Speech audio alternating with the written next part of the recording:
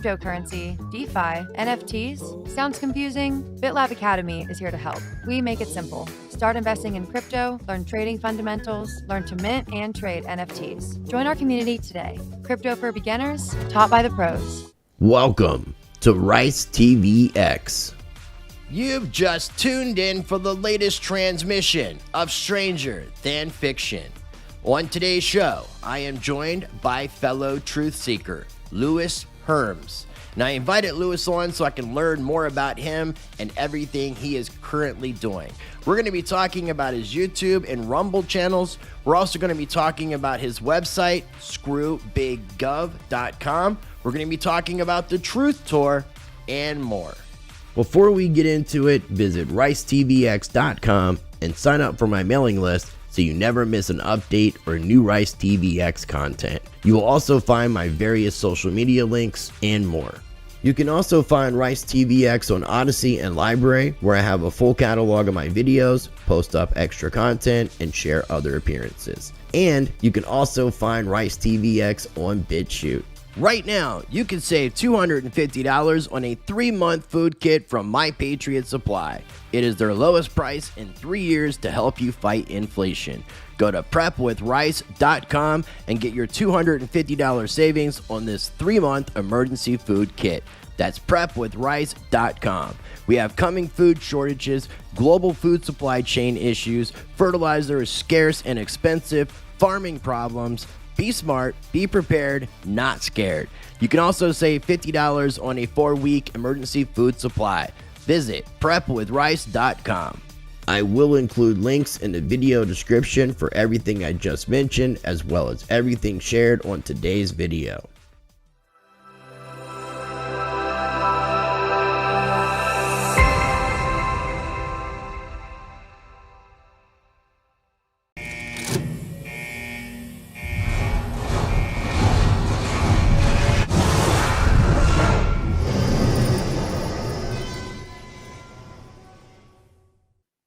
Joining me on today's show is somebody who's never been on the channel before, a conversation I'm definitely looking forward to. Today, I am joined by fellow truther Lewis Herms.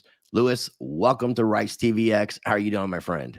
I am amazing, Chris. Thank you very much for having me. I'm actually very excited about this conversation.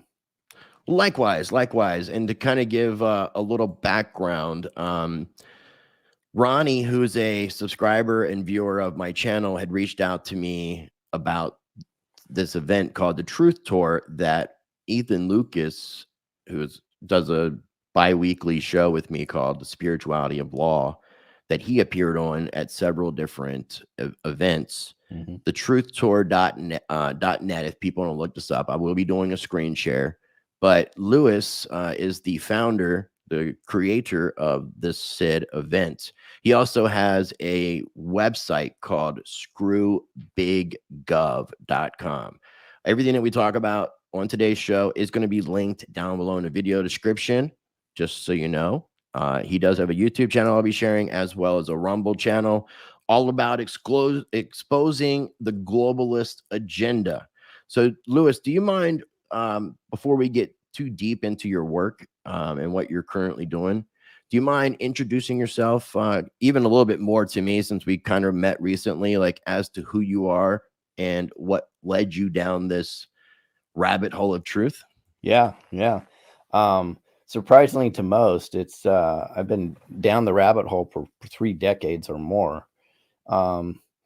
It started by accident. I say that literally. I was in a car crash, and I ended up getting some work done, but then going to a chiropractor, and the chiropractor schooled me on big pharma, which was very, very interesting. And he says, Lewis, let's just talk logic for a second.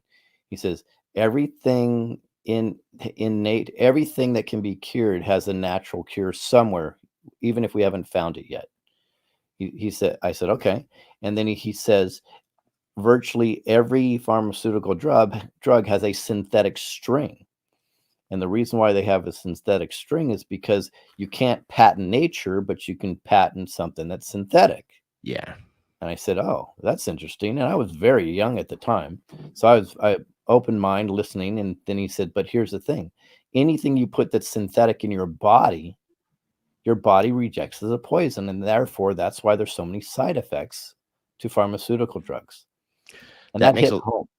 that makes a lot of sense. Real quick, I just want to say, because one thing I didn't say before we started, and I know you know how YouTube is. This video is going to go on YouTube, so let's try to be as cautious with certain verbiage. And Yep. one thing I like to do is use code words in place of words that you think might trigger the Absolutely. AI algo. We got to appease the YouTube overlords to be able to share this truth.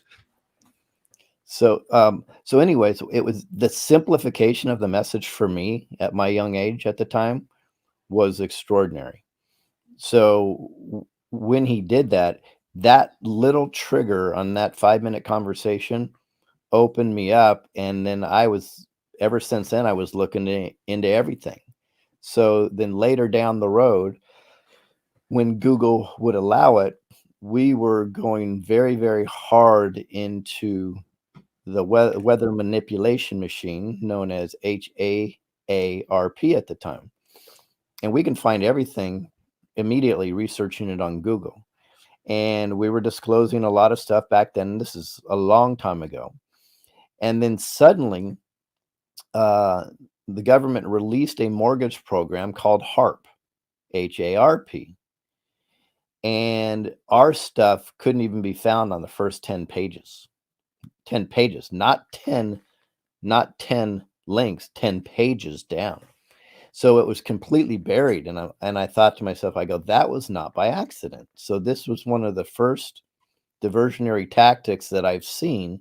So they release literally the most progressive mortgage deal ever, which actually is blamed on possibly having something to do with the real estate crash, right? That was released, and that's all anybody would search and post. I don't think that was on accident, and I've seen it done several times since. Yeah.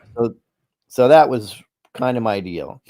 And then I watched, as most of us did, the towers fall on 9/11, and I was screaming at the TV, this is controlled demo, yada, yada, yada. I knew exactly what it was right away.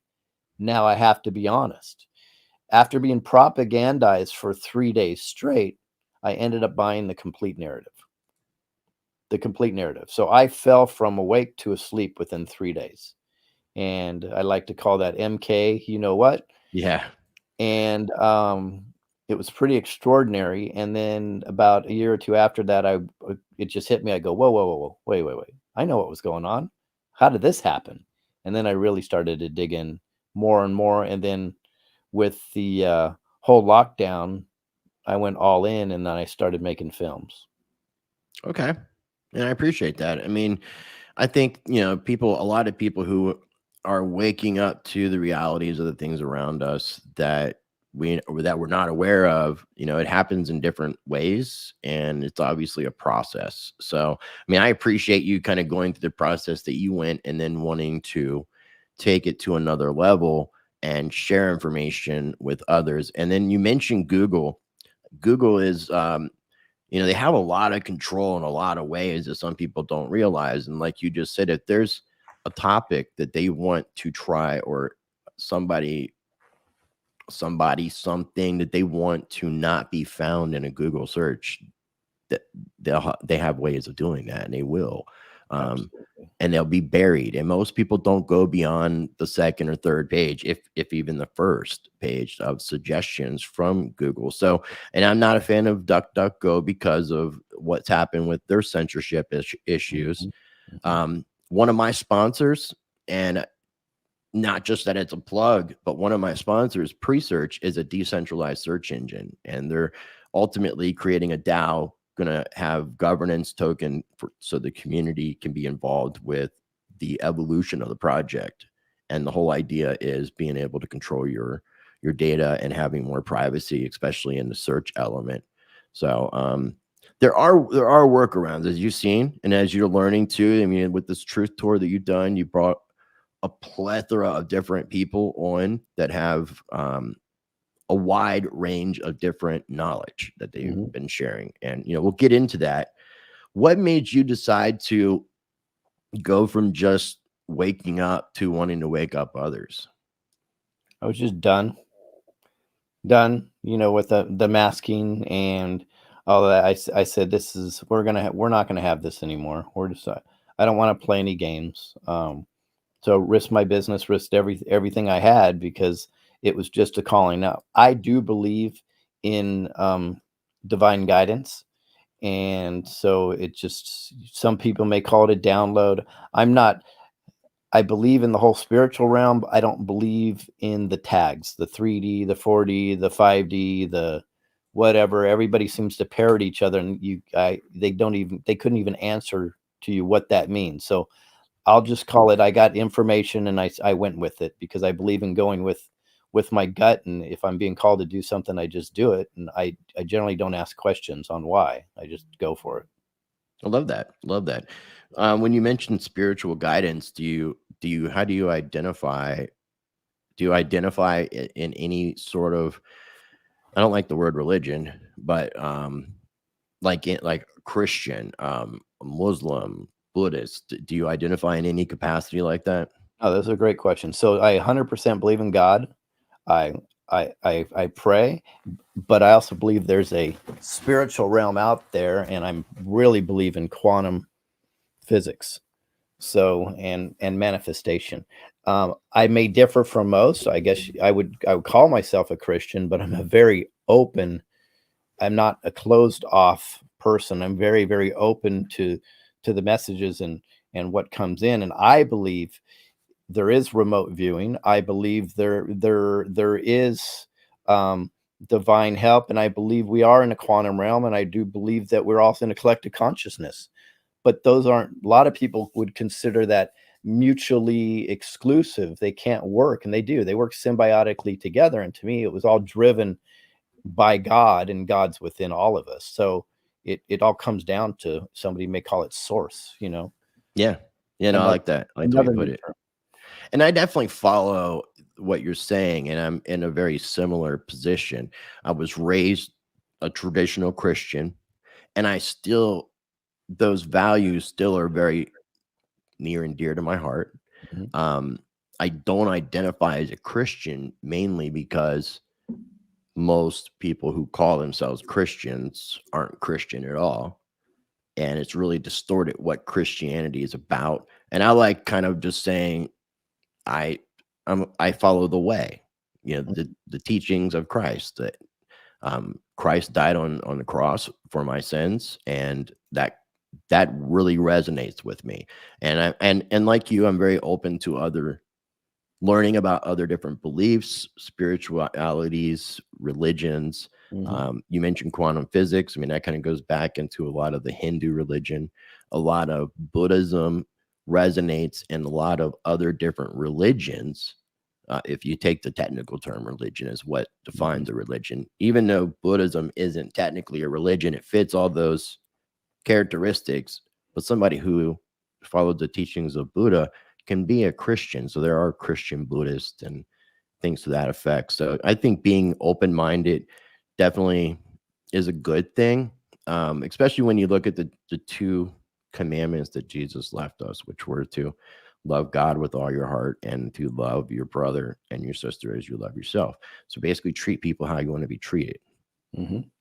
So and then the other thing too, since you mentioned spirituality, when you're talking about big pharma and basically making nature synthetic, taking nature and altering it's taking source out, because source is natural. Absolutely. And that is unnatural. And I've noticed that a lot. Like, and then the fact that you mentioned that they can't patent nature, so they have to create their synthetic version so they can monetize it, which should show people a lot about exactly 100% what big pharma is all about.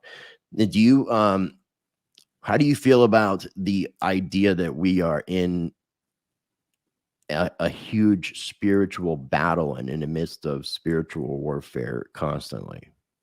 100%. in my opinion. We are in a spiritual information war to the likes that nobody's ever seen before. Yeah. And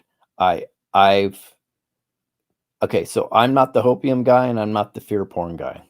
I'm the pragmatic guy. I The believe realist. the truth is probably somewhere in the middle. In my opinion.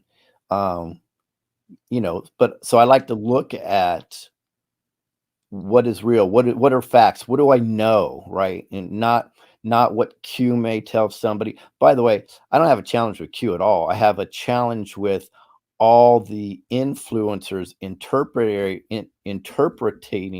Q as their facts. Yeah, and I think there's a difference between the anons and then the what we know as Q. What I do appreciate about the Q phenomenon is that it sort of decentralized intelligence. It got people to start researching. It's got people to start using critical thinking and actually kind of looking up things for themselves versus just believing what they were told. Now, again, there were a lot of people, and there was a lot of people. Me and you talked privately, and that's been my biggest gripe with that whole movement is that I feel as if a lot of those individuals are waiting for a savior, waiting for somebody to come in and make the world a better place for them versus taking self-responsibility, accountability, and just coming together, because we have what we need. We have ourselves and we have each other. And when enough people take a stand, I say it all the time because I want to manifest this thing. When enough people take a stand, nothing can stand against the people. Yep. And, we can peacefully change this world. I don't always think it's going to be that way, but we have that possibility. But waiting around for a savior. And then the other thing that I really gripe with is I study the legal fiction. I study law, very critical thinker. And I understand the concept of people saying that the United States is a corporation. And I'm not saying that that's not correct. And I'm not saying that's not true. But that doesn't mean that Donald Trump is the president of our republic and that Biden is the president of the corporation either. So there are a lot of people in that mindset as well. And, one thing that I do appreciate about you, Lewis, is, and we'll get into this when we talk about the Truth Tour stuff, is the fact that you are trying to bring people together, and people who I wouldn't necessarily try to bring together because of differing views, but talking to you privately gave me a lot of different insight about how I should move forward with things. So I appreciate you being as open-minded as you are. What is the concept behind Screw Big Gov and what you're doing with that before we get into Truth Tour? Well, Big Gov is not big government. Big Gov would be big pharma, big education, big corporations, you name it. Anything that would be, let's say, a cabal controlled construct. That's what it is we as sovereign people can make our own decisions. We're smart enough, and even part of the challenge I have with, let's just call them the so-called white hats that are out there, is they're trying to guide the message in a certain direction. And I think they're not giving enough faith that we, the people, that we can handle things and make the right decision. So Big Gov and complete control is everything that I'm against. I believe in absolute sovereignty. My vision is one day that we will have 10% or less of the government that we have now, and it will run smoother and better. Now, imagine, Chris, if people were making decisions based on authenticity and goodness. Great example. Let's say the Bar Association. Okay. Attorneys. Imagine if instead of them having each other's back and writing law just to perpetuate their business so they can stay busy all the time, imagine if they actually made a decision based on what is right. I see that for our future. And I know that may sound like a Pollyanna vision, but I believe we as a collective can manifest that future for ourselves. I don't know how long it's going to take, but I believe we have enough people coming on board lately that are starting to understand that we hold all the power, it's going to be fun. It'll be real fun. Well, it takes action, and I mean, and I definitely, I don't feel that it's impossible, which is one of the reasons why, I continue doing what I'm doing. One of the reasons why me and you were talking, and one of the reasons I would like to participate in Truth Tour 2, which we did talk about. And so let's go ahead. And so if people are looking right here on the screwbiggov.website, you'll see links for the Truth Tour. You'll see links for freedominaction.net. We're going to talk about both.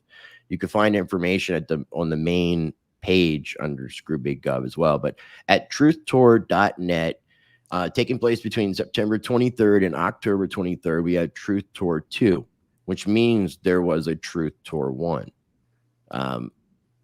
Before we get into the second Truth Tour, you want to talk to me in retrospect about your afterthoughts about everything that transpired on Truth Tour 1 and whether or not and why you chose to continue doing Truth Tour 2, and then we'll get into details.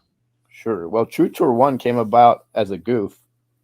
I actually threw out on my Telegram, which is probably my largest platform now, just the idea, hey, it'd be nice if we can all get together. And that chat blew up when I said that. So I said, oh God, I put my foot in my mouth. Now we got to do something.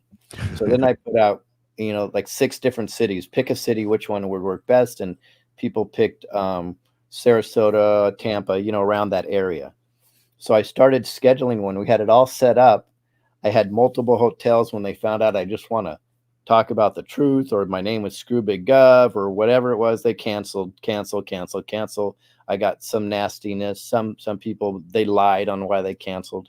Long story short, I finally had a contract for like $5,500 signed, ready to go, dates booked. The day I was not signed. The contract was done, but the day I was supposed to sign, they sent me a new contract that was over twice as much. So that's crazy. I said, are you kidding me? What's going on? Oh, well, we can't do it. We made a mistake. They didn't make a mistake. They found out that, what my platform was. They probably went through my Telegram and they decided they don't want to be a part of this. So then I said, okay, I'm canceling the whole event. And then I stepped back and I said, everything has to happen for a reason. Maybe my ego was involved. Instead of me going to one place and asking everybody to come to me, maybe I was supposed to go to them. Maybe we're supposed to take the speakers to everybody. So then I had this idea as well. I think I'm going to have to figure it out. And I had 6 weeks to do it. I don't know why. I just said, I'm going to manifest it. And I saw the destination. The final destination was Las Vegas, which was really weird. I said, well, how are we going to get there? So we started in LA and we did 22 stops in 31 days. And we went all over the country. Halfway through it, we just started really realizing the impact we were having on people. And it's not it's just, I think one of the biggest impacts was just the fact that they got to get together with like-minded people too. Just put the speakers aside. That alone was extraordinarily powerful. And they were exchanging, phone numbers and texting each other. And they're very excited about that, knowing that they're not on an island. So about halfway through, I started thinking about it. There was some logistic stuff, and my wife, right around 2/3 through, she goes, I know you're going to do it anyway, so just go ahead. Don't worry about what I have to say. I said, okay. So then I announced it, and then formally announced it in Las Vegas. People were really excited. And this time I wanted to hit the cities that they said don't hit, or at least go near them. So like near San Francisco or near Seattle and Portland, and into the beast in St. Paul, Minnesota, and in New York and New Jersey and Boston. So that's what I decided to do on this one. So we kind of nicknamed it the Forbidden Journey. It's still the Truth Tour 2, the Transition to Greatness. But so we're going to do 17, and you kind of hit on it. My goal was, Chris, I'm not the arbiter of truth. I don't need to tell anybody what they need to believe or not believe. So I wanted to bring together the most eclectic group of individuals, whether I agreed with them or disagreed with them, and let the people decide. And I'm very confident to say that of all the events and tours and everything I've seen, we have the most diversity by far. And I think that's a great thing. I think it's up to the people to decide what resonates with them. It's not up to me to tell them what to resonate with. So that was the goal to doing this. And I've set some ground rules for the truthers.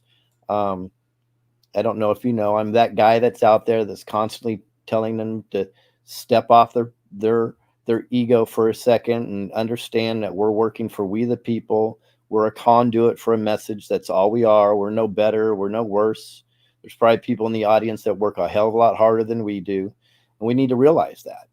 So I've had that conversation with at least 80% of the speakers personally, that we need to be there for we the people. So they're not getting paid. They're showing up. And I've said, don't talk crap about any other truthers on stage or off the stage, because that's not what we're doing.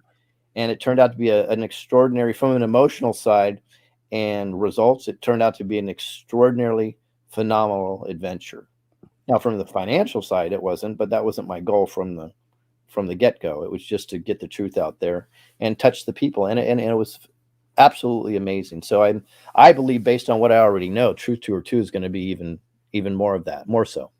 Okay, cool. No, I like that. I really like the idea of, what you said, not trying to control a narrative and just bring on certain people that are agreeing with the way that you think, bringing on people that maybe you may not agree with 100%, because even in people that I don't agree with, there is truth and some value in some of the things that are said, lots of wisdom. And that's one thing that I did want to I wanted to make a point to say, in our journeys and walking this thing called life, we make mistakes, and sometimes, the best thing that we can do is learn from those mistakes, which is kind of the whole concept of my practice change philosophy, evaluate everything that you're doing in your life, good, bad, positive, negative, and just figure out ways that every day you can improve upon that and be a better you every day. And me personally, I chose one, I couldn't get in touch with you because you're incredibly busy.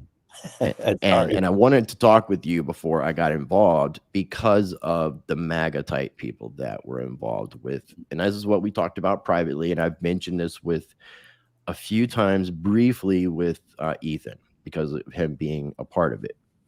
So I decided I wasn't going to participate because I didn't want to be associated and lumped in with a bunch of people that I didn't agree with. And that was wrong for me to do. In hindsight, I realized that, which is the reason why before we started, I was asking you, would you be cool with me being a part of Truth Tour 2 and appearing at a couple different dates? And you said that you're cool with that. So I'm going to make sure that I make a few of these appearances happen for sure.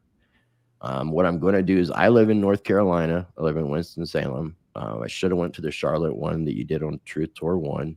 I had interviews also going on that day too. But I'm going to try to appear at the Tuesday, October 11th, Charleston, South Carolina date. And then I want to make sure that it was sharing on screen. And then I wanted to appear on the Friday the 14th at Tampa, Florida, because that's where my friend Stan Barabbas, Bodhisattva Love, lives. Me and him did a lot of exploration with the legal fiction, and he's actually made a lot of headway privately. So I'm actually wanting to look at some of his information. So I want to spend some time with him while I'm down there. And then I'm considering the Tucson, Arizona one because I've got to be in Vegas the next I think it's Saturday and Sunday. I've got to be in Vegas, and I'm going to try to talk to Donut. I don't know if you're familiar with Donut Factory. It's a YouTube channel, but he lives in Arizona. And I mentioned this and said, if you want to speak, I can introduce you to the guy who's putting it together. And if there's enough spots, and he's interested, and he's also kind of interested in going to, I'm going to be going to the Litecoin Summit in Vegas that weekend that you're doing the mega event, which is the reason why I can't make that event, unfortunately. But me and Donut, I want to try to get him to drive from Arizona to Vegas so I can go, so we could go to both events and I can cut out flying more, because I'll have to fly to Arizona and then hopefully drive with him to Vegas and then fly home is what I'm looking at doing. So I'll keep everyone updated, but just potentially now, and I'll keep you updated. But the Charleston, South Carolina, Tampa, Florida, and Tucson, Arizona is what I'm looking at if you're copacetic with that. Yeah, let's do it. Cool.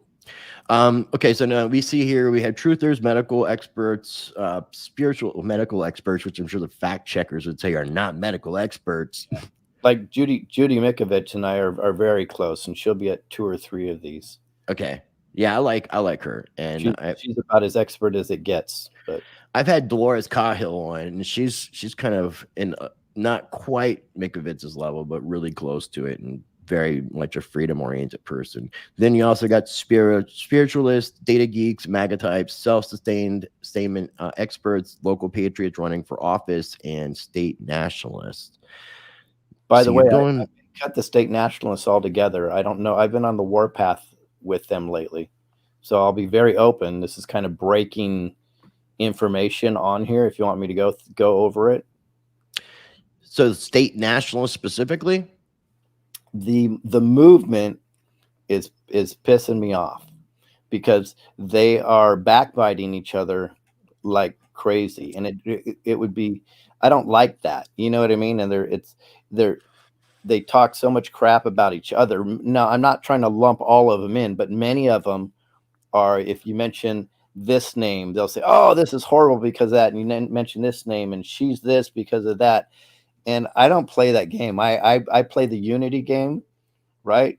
And they're really, really frustrating me. So I've done a public letter to the American state nationalists asking them to get their crap together.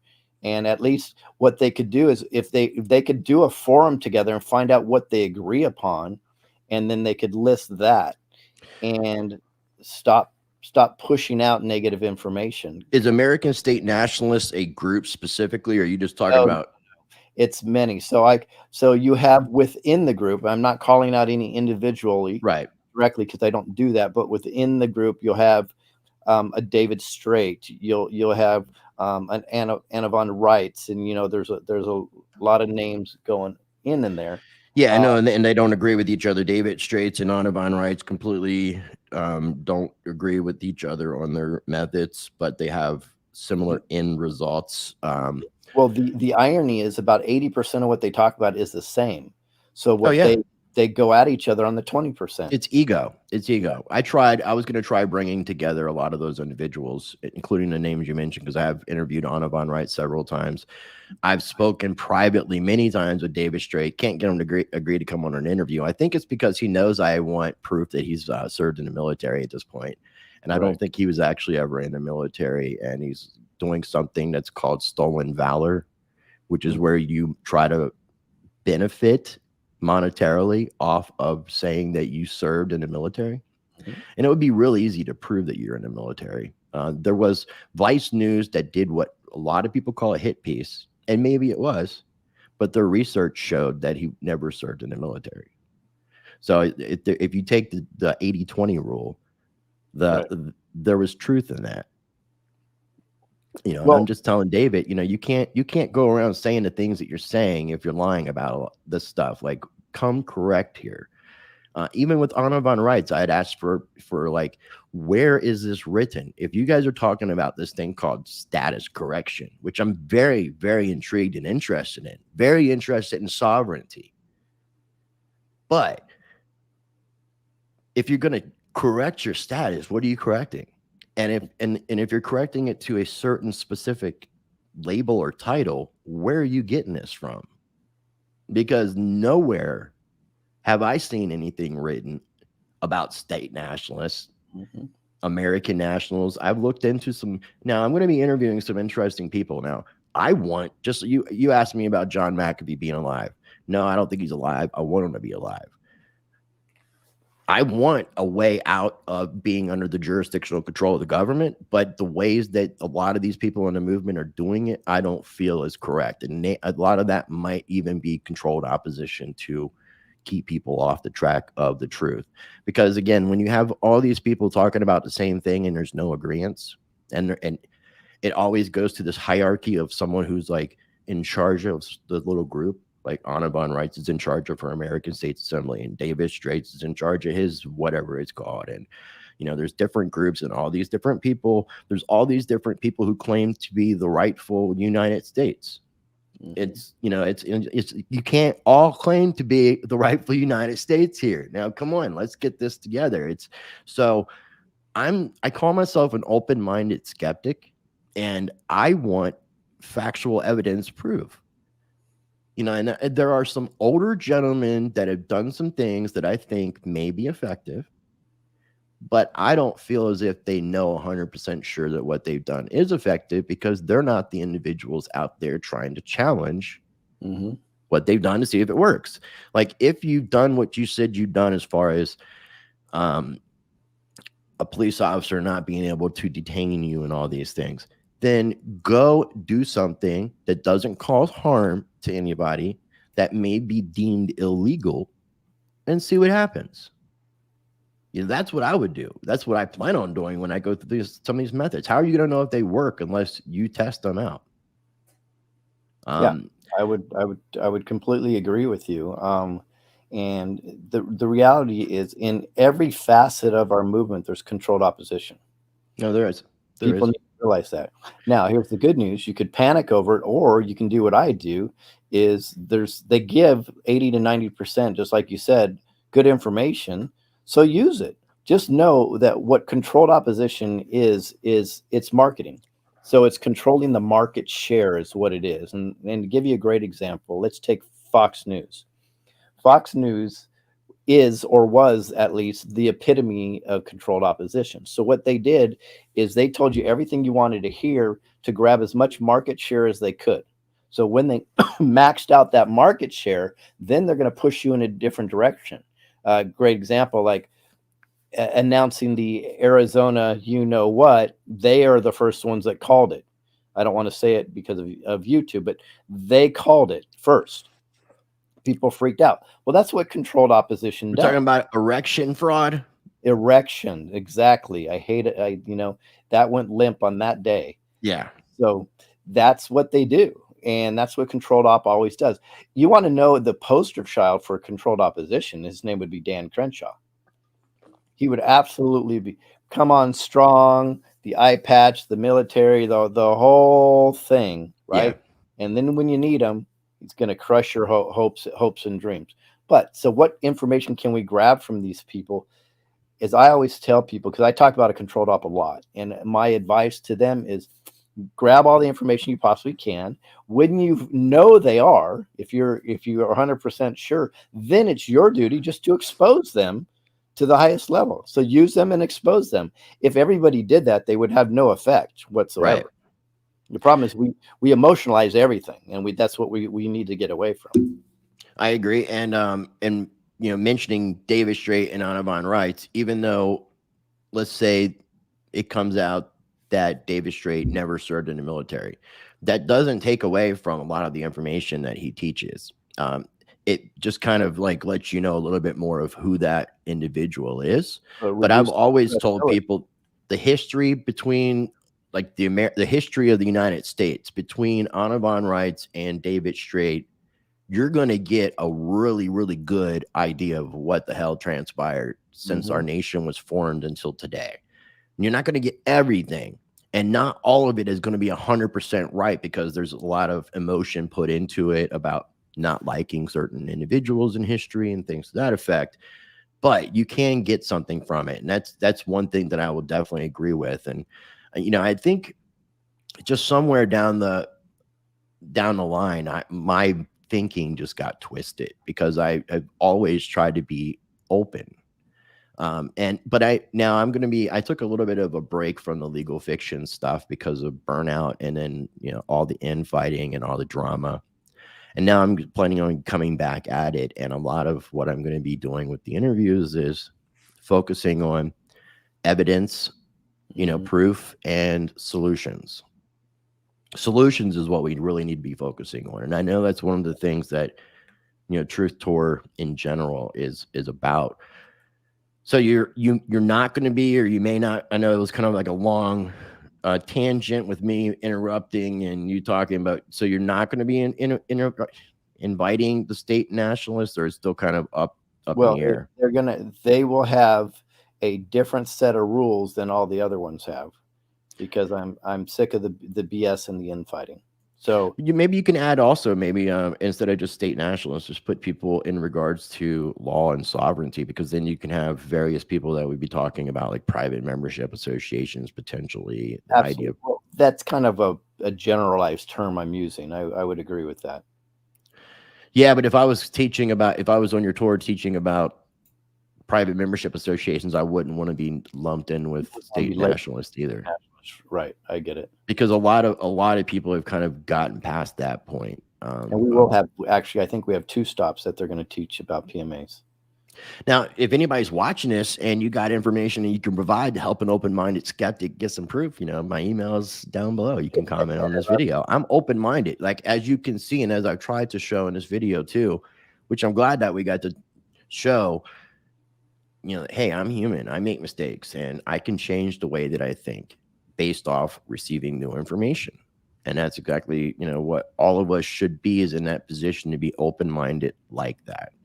And if you don't like something that somebody's saying, try to get more in a position to agree to disagree. And kind of like the old saying goes, if you don't have nothing nice to say, don't say anything at all.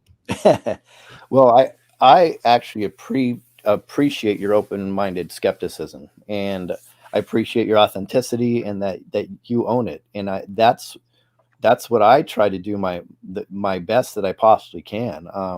I have, you have a lot of books in your head. One of my books is called Failing Forward. And I embrace failure, which sounds really crazy, because failure is a wonderful, wonderful lesson, as long as you just don't repeat it. Not saying that you failed, but that's the way I try to live my life. So I do take a lot of risks, and I'm willing to fail. I mean, on our first Truth Tour, we end up going through 4 RVs because of decisions and breakdowns and just craziness, right? That's all right. We just kept moving forward, try not to repeat the same mistake. That's it. That's all you can do. Yeah, I don't let it hurt me. No, you got to pick yourself off and pick yourself up and dust yourself off. I thought you were going to start singing. Yeah, I started thinking about it. It kind of, that's why there was like my brain didn't want me to, but I wanted to be happy and joyous, and my heart wanted to sing it. That's funny. So do you have any specific people that you want to announce, not specific dates, but just specific people that are going to be speaking on the Truth Tour 2? And I'm assuming, based off talking to Ethan Lucas, will be a part of some of the events. Yeah, in fact, you can click on the speaker tab. Oh, I didn't know there's a speaker tab. Hold on. And you'll get a rundown. Where is that? Oh, up top. Wow. Come on, Chris. Get with it. The group that we have speaking is. And this is currently, right? Yeah, this isn't past like people who tour. Okay. Charlie Freak will actually be a video live in, because he's out of the country, as most people know. In Mexico. Yeah, he's in Mexico, right? Who, Charlie Freak? Yeah. Yeah.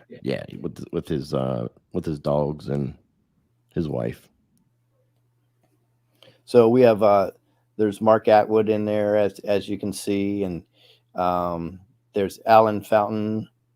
Laura's in there. Michael De La Roca will be in New York. You just saw Judy go by, Mickey Klon went by, Jason Q. So there's a lot of people. The lovely, I always mention her because I love her so much, Kathy O'Brien will be there. So it is a very eclectic crew. Do you see that gentleman right there, Jack Lander? Yeah. I think you should interview that guy. You will hit it off. He's a digger on Articles of Confederation, Constitution, Jefferson, all that. like an extraordinaire. Yeah, I I've thought you never, just did a video with him recently. I was actually going to watch this. The title kind of caught my attention, the U.S. Jurisdiction with Jack Lander. So I'll check it out. And definitely, there's a lot of people who I would like for you to connect me with. Maybe they don't want to be connected with me. I don't know yet. So we'll see. no, I'm pretty hard on them. So if they'll go on mine, they'll probably go on your show. Some reason I thought you were saying Sean Atwood. There is a Sean Atwood, right? I'm not familiar with that. Okay. There's a Sean, it's a British guy in the UK, but I thought that first. Mark is he's from Ireland, and he's just a doll. Guy's just one of the nicest people I've ever seen. He's going to travel the whole tour with us. Is he coming from Ireland? Yeah. Okay, so he doesn't live in the States. He's flying over. No, he's flying over just to be on it. For a 17-day vacation. He's long. Yeah, well, 30-day. 30-day. Okay. Actually. And by the way, my 17 stops were an accident. That was not planned on this one. It seemed like it. I know.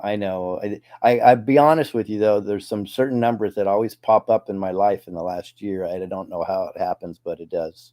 Like 11, a lot of 11s. So now we probably have about 30 more that we're adding to this tour too, because we have people calling us daily. Right. No, I figured as much. And so not everybody will be on every event. Now, will there be a closer to this thing starting? Because we're recording this on the 1st of September. It's either going to get released on Friday the 2nd or Monday the 5th. Mm-hmm. And with that being said, do you know when you guys are going to start letting people know who are going to be at each stop, or are you going to leave it there too? So if you click who will I see there?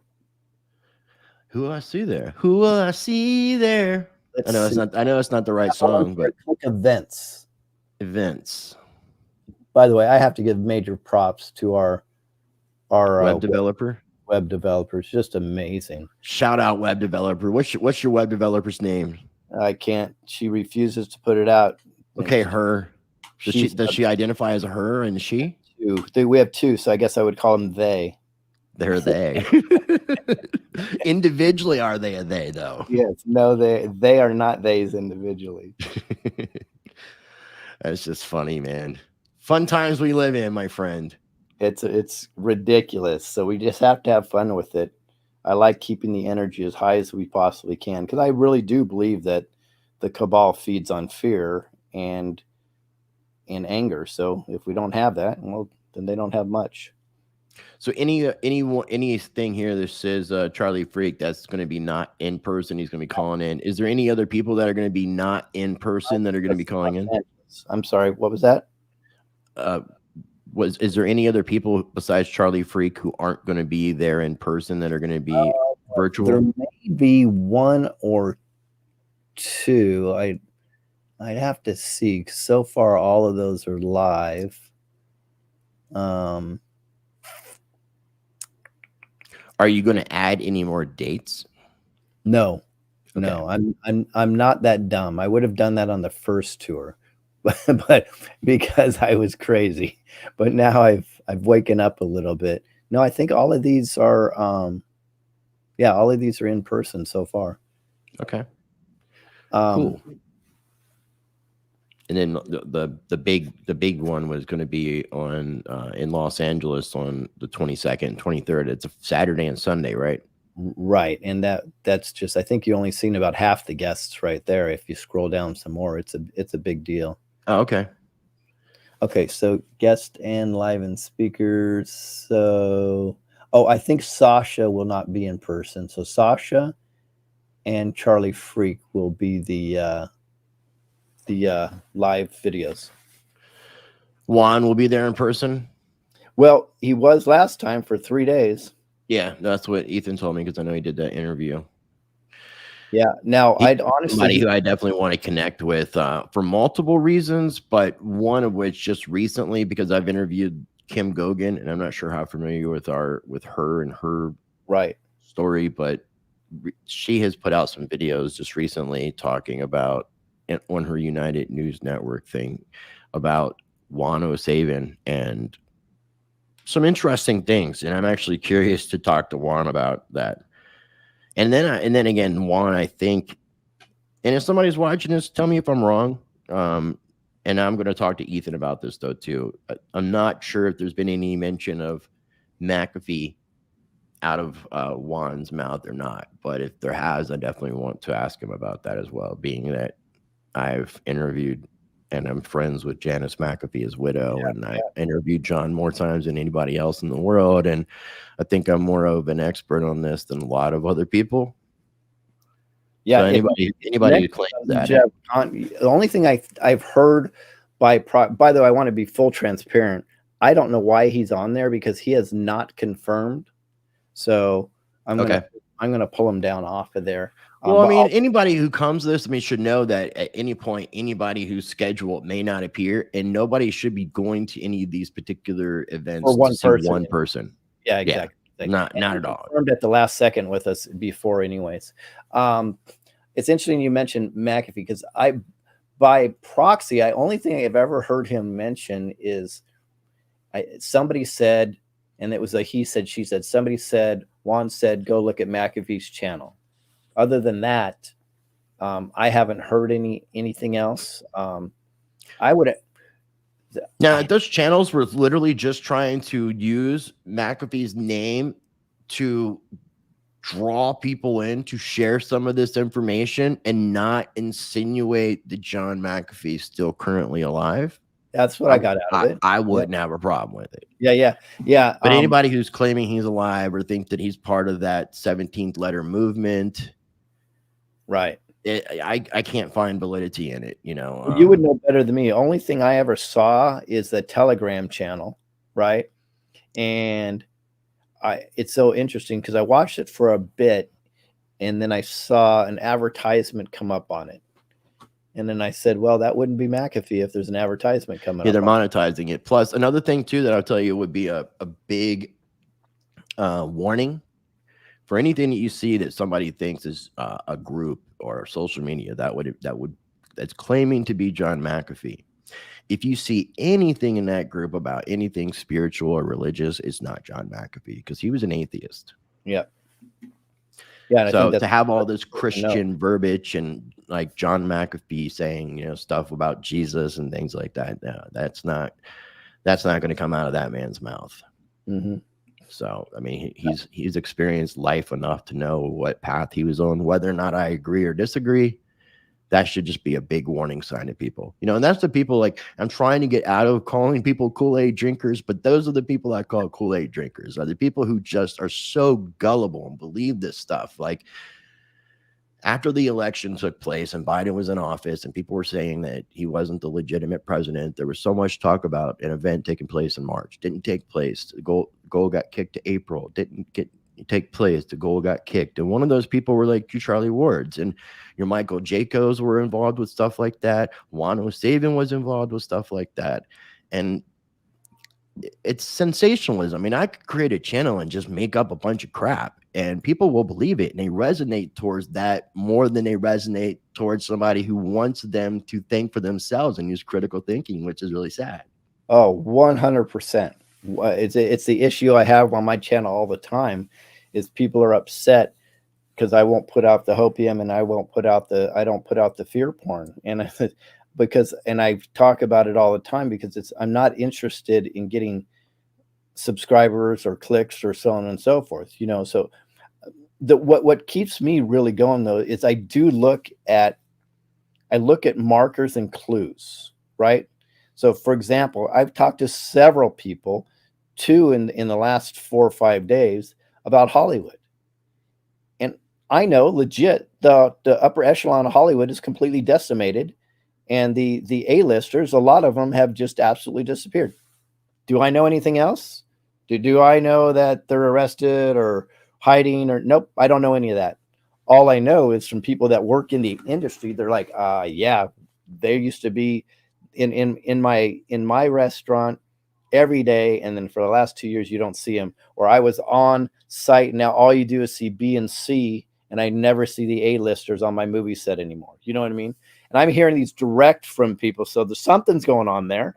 I don't know what, but I believe Hollywood's probably I does. mean, no, there could be a lot of things going on, just like with the, to bring up McAfee, a lot of people want to talk about his dead man switch and it's something like 31 terabytes worth of information. Right. And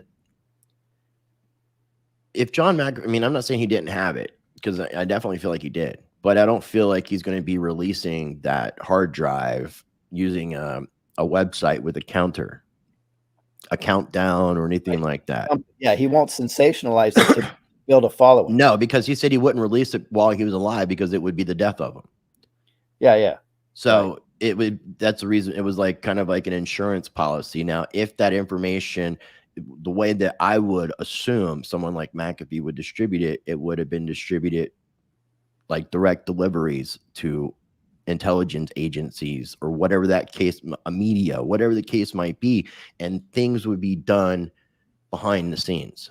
Yeah, in packets is the way. You're not going to see a lot of the stuff happening. They're not going to sensationalize a lot of that kind of stuff in the media unless it was someone that goes against their narrative, which is like the reason why they're sensationalizing the whole FBI Mar-a-Lago thing, which I think is kind of a smokescreen for other stuff. Like they're putting a lot of attention on that while there's other shit going on that people need to focus on. Right. It's an interesting time period that we live in, though, and I mean, like you said, we definitely need to be more open to all possibilities. I mean, like, I'm not saying that there's no such thing as extraterrestrials and that we couldn't have an alien invasion, but I haven't personally met that I'm aware of a specific extraterrestrial to say that, yeah, that's factually correct. Right. It is 100% possible, but I like to see things. I like to know that you think, and I know not everything is going to be like that, but an extraterrestrial, I think, I should, even if they're in the same form as me, I should be able to be aware of that. You know what I mean? Yeah. And if they exist, maybe they'll show themselves. I don't know. I've invited them on my show. Yeah, exactly. I've even told Ken Gogan, if you've got shape-shifting alien friends, like especially that are multi-dimensional, like they have permission to pop into my room. Like I give them invitation. Like, come on, let me meet you, my alien friend. It's funny because I frustrated somebody a couple of days ago because they were talking about it, and I said, okay, so imagine if there's a shape-shifting alien, and I said, how do they do that? And they said, oh, it's like CGI in your face. I go, great. So when they shake your hand, aren't you shaking the alien's hand if it's just CGI? Or you touch their hair, aren't you shaking or touching the alien's hair? And if their face is changing, aren't you touching the alien face? It's all fakery, so you'd still feel that, right? And they're, oh, no, it doesn't work that way. I go, well, how does it work? They don't have the answer, so, and I just like to go with what I know. So I'm going to go back to this really quick because I think this helps people resonate to know that there are things shifting in the right direction. So what do we know? We know that the Obamas, McCain's, Cheney's, Bush's, Clintons are not in power anymore. We know that power structure has been wiped clean. That's a big deal because those so-called empires or let's say American monarchies are completely washed away. Well, this is the first time I think in history in our lifetime that there's not been a Bush, a Clinton, or a Cheney in office. That's right. And Pelosi's crumbling. It's pretty obvious what's going on there. So there's something happening, you know what I mean? So I like to go at the things, I'm shocked at the things that even Tucker and Fox News are starting to release about this gentleman Biden in the office. I'm like, wow, with the diary and everything else. I can't be too specific based on the platform you're on. But we're talking about the hunter. Yeah, but the diary from Ashley, and right, that's being released publicly on mainstream. No, I've heard there was like indecency with his daughter in the shower, something to that effect. Yeah, I haven't looked into the specifics of it, but it's like it just. I mean, obviously these are puppets who are put in place, and it's the banks, the financial, it's the people with the money that are controlling them. They're controlling that narrative, and Biden is very much a part of the World Economic Forum's agenda, which is going towards globalization. So, and I feel like the aforementioned people that you said, the families that are no longer in office in the political system, you know, were in line with that too.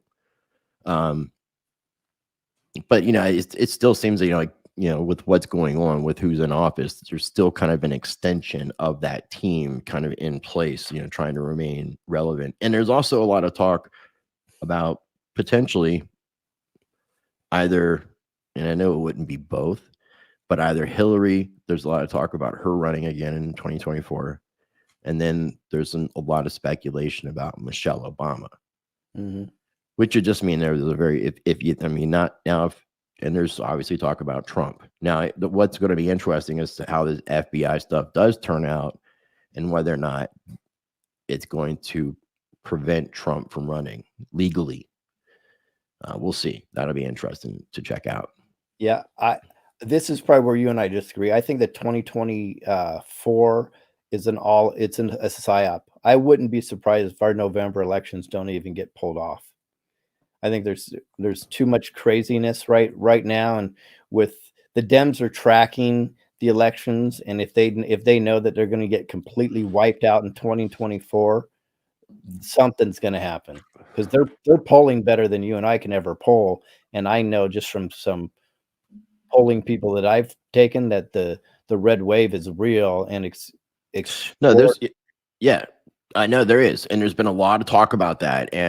But you know, here's the thing: gas prices are starting to come down. You know, this happens every time you have an election. You know, they don't, the party that's in control is trying to make sure that the narrative doesn't make them look as bad. Yep. So I don't feel like we're going to see the worst come after the midterm elections. I feel like they'll go through as normal. I've actually interviewed a guy, and I'll know in another 12 days whether or not he's the Republican nominee, but he's running for Senate up in New Hampshire. And awesome platform. It's getting Bruce Fenton. He's a crypto guy, and I interviewed him last week. Good interview. You can get a lot of his insight about what he wants to do if he was elected into Senate, where he would like to very, very much in our set of ideals, you know, kind of minimizing the idea of minimizing the federal government, the idea of sound money, more freedom, less, you know, not less control for the government, anti-CBDC, pro Bitcoin, you know, those kind of things. So, and the more, I'm not a fan of, like, you know, I'm not going to run for office. I've thought about it, but the more people that we have doing things like that can make an impact from the inside out, while people like myself and yourself are making an impact on the outside. And the more of us that are doing that together, we can just chip away the wall, which will be a beautiful thing. I believe that he may be running in the only free state that we actually have. Well, that's where they have the Free State Project. And there's a lot of libertarian people that moved up there because of that. And he was a part of the Free State Project. Also, the founder of Library Odyssey is up in New Hampshire. And he's also running for Senate with the Libertarian Party in the same zone as where Bruce Fenton is. So you have two of my people up there running against the Democrats, which will be interesting. So I wanted to ask you what the Freedom in Action website is all about, because it's obviously linked on Screw Big Gov. What is the deal with Freedom in Action behind this site? So be careful, obviously, because then I could see what some of this is about. Yeah, you have to be careful on this one. But people can read, though. And right. If you can't read, have somebody read it for you. People can read, but keep that on, because this is, so what I did is, for the last 7 months, in semi-secret, there's been 30 to 40 people that have been scrubbing every platform you can imagine for videos that get censored and banned, and memes that get censored and banned, documents that get censored and banned. And they have been sending them to us, and we've been populating this website. So a lot of the things that you can't find today are still going to be there. Now, what you're looking at is something that went extraordinarily viral, and it really got ahead of me. And I had to pull back on it, but that is a post-it. And I won't read everything to you, but it says, warning, you are being lied to. And then it mentions The bananas 19, the erections, the vacations, the human traffic ticketing events, your money, education, and much more. I could say those last three with no problem. and it says, get the uncensored facts. That's actually a post-it. So the idea that came to me is everybody was complaining constantly, nothing's going to happen as long as we have the mainstream media, right? So you and I talked about, I'm a solution guy. I go, okay, what's the solution? How do we bypass the mainstream media? Well, let's create a post-it that we can put everywhere, and then they can go right there. And those are actual clickable links. So when they go to freedominaction.net, every one of those links are clickable and this is the identical post-it that's out there. So this thing went viral, and I had to pull back on it a little bit. And now I believe we just got in a huge shipment. They're ready to send out. And by the way, I'm not trying to sell them on here. I didn't even know you were going to show this. I just chose to because it was one of the two sites that were linked to Screw Big Gov, and I saw relevance in it. So this is super effective. So my goal is, how do you bypass the mainstream media? And people went crazy with this, posted it everywhere you can imagine. We've had in government buildings where people had to walk around behind us and pull them down. You know what I mean? In restaurants, in front of a urinal, you name it. They made it all over, about virtually every gas station on our trip made it, because people were following us. So it's fun, but very, very effective to get the message out. In fact, my job, hopefully over this weekend, I can finally do it, is kind of my superpower is simplifying a message. So when they click on those, instead of it just going to a bunch of awesome videos on that subject, I'll kind of paraphrase the message right there. Okay. And these are the different links that you were talking about? Yeah. So, and we haven't filled in everything, but we're getting there.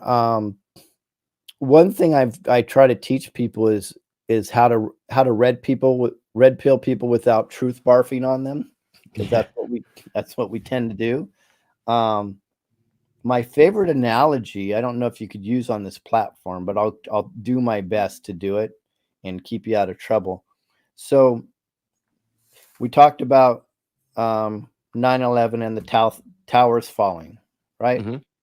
So what we tend to do is, if we're going to have that discussion with people, somebody may say, they'll go to the big extreme. Well, George Bush got rid of hundreds of billions of pounds of gold that were underneath this Tower 7, or planes never hit it, or it was an inside job. And I'm trying to paraphrase it, but all the things that they'll say it right away. Right. And what happens is, if you truth barf on somebody like that and they are not acclimated to this message, they're gone forever. You literally lost that person as somebody that you could wake up forever. Right. Because you come off so passionate and crazy. Yeah. And it doesn't matter if you're right, or it doesn't matter if you're wrong. Their perception is their reality. Yeah.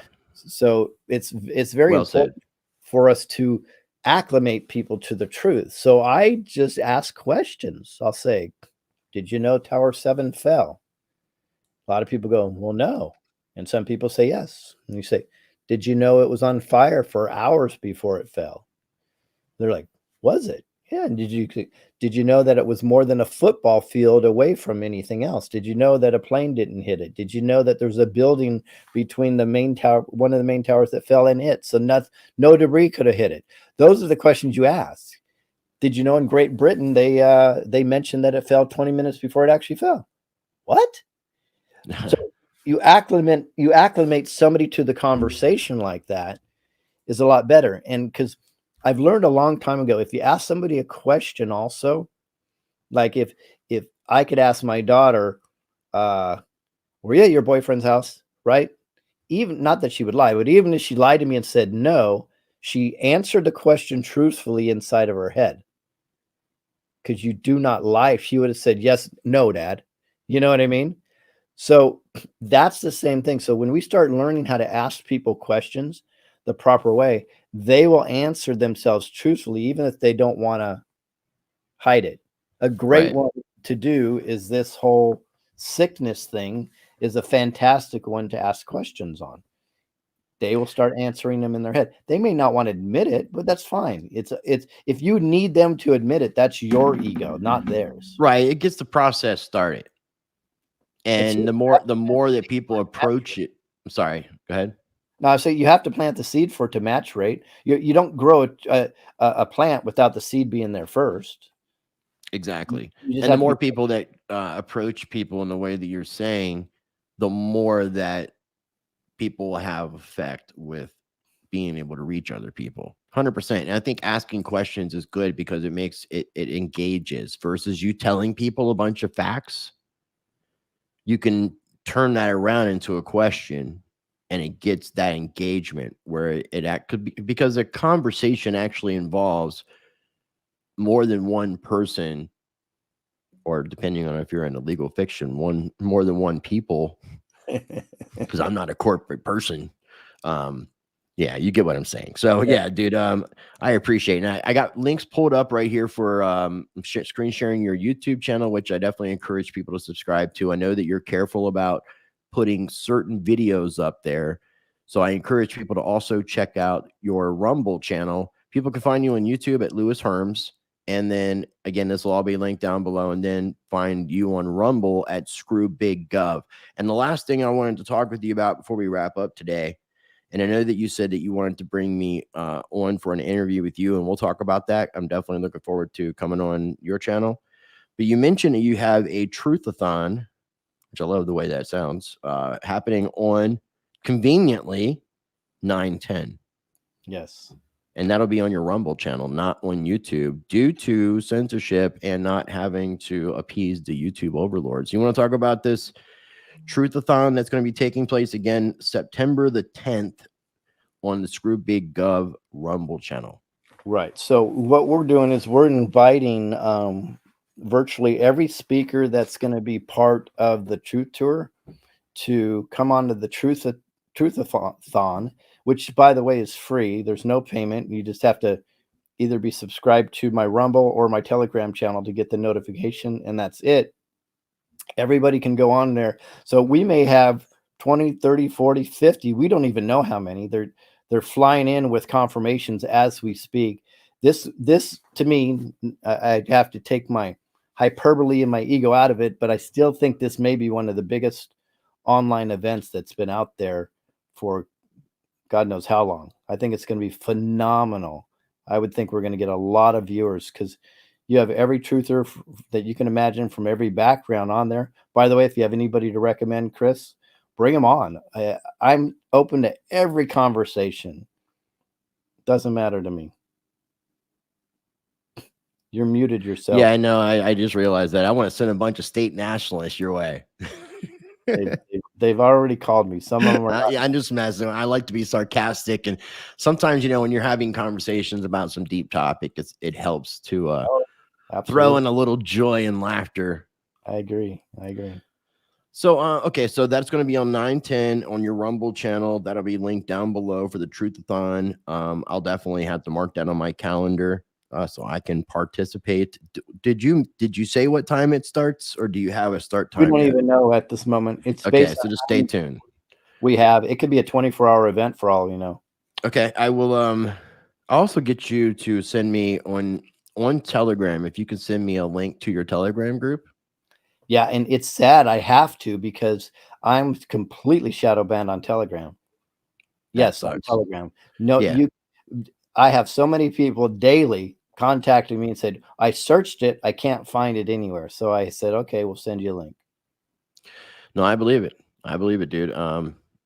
Yeah, so definitely send me the link so I can have it linked down below so people can join your Patreon, join your Telegram group and stay updated for the exact time of when the Truth-a-thon is going to be starting on September the 10th on the Screw Big Gov Rumble channel. And the one thing I will add that I did tell you privately is I am going to start getting my content over on Rumble here sooner than later.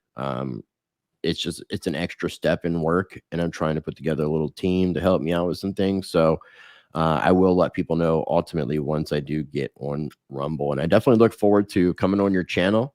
And I really appreciate you taking the time to come on today and talk with me. I appreciate you taking the time to talk with me privately, and because like I was telling you, I wanted to make sure that there was some similarity in alignment with viewpoints before I tried to even commit myself to being a part of the tour. Yeah, absolutely. Before we wrap up, my friend, again, letting everybody know everything we talked about will be linked down below. Do you have any final thoughts? Anything else you want to add to today's conversation before we do close up today's video? Well, I like to close with a lot, but I just want to let everybody know, if you're hurting, you're here for a reason. Anybody that's awake, you're kind of the chosen one, in my opinion. And I think that's very, very important to know, because we've gone through a battle that most people haven't gone through. This is a spiritual warfare, right? And they sleep aren't feeling the same pain that you may be feeling just because they don't know. So it's very important to understand, you're chosen. You're chosen to be a warrior, to spread the word. You're chosen to be called upon to do what may not make you happy, but you're chosen to be there for the ones that do awake. Be the ones that are asleep and become awake. It won't be up to you or me to tell them I told you so. It'll be up to them to give them a shoulder to cry on and an ear to listen to. So I would just like to leave that with everybody. I think it's very, very important that you're here for a reason right now, and call it biblical, call it whatever you want, but it's something awesome. And what I gathered from that was, compassion. I look at myself as a warrior. I don't like to say peaceful warrior. I'm a warrior. And, just don't mistake my kindness for weakness is the philosophy that I like to go with. I really want to treat people how I want to be treated, but that only goes so far. If you're going to continue to disrespect and not give that same respect in return, then I may have to reevaluate how I'm taking actions forward. So again, man, I do appreciate your time. If you could bear with me 1 second, just going to wrap up. And I do appreciate everybody for tuning in. If you guys happen to be subscribers already of Lewis Herms and you're part of his Telegram group and you're watching my content for the first time, or you're watching my content not subscribed, I would say, what the hell are you waiting for? Make sure you are subscribed. Hit that subscribe button, hit the notification bell, because sometimes, not all the time, and maybe never, YouTube will notify you when my videos come out. I will leave you with this, as I like to leave every video. Be a blessing to others, because that stuff comes back around. Treat people how you want to be treated. Be the change that you want to see in this world, and set that example. Practice change. Much love.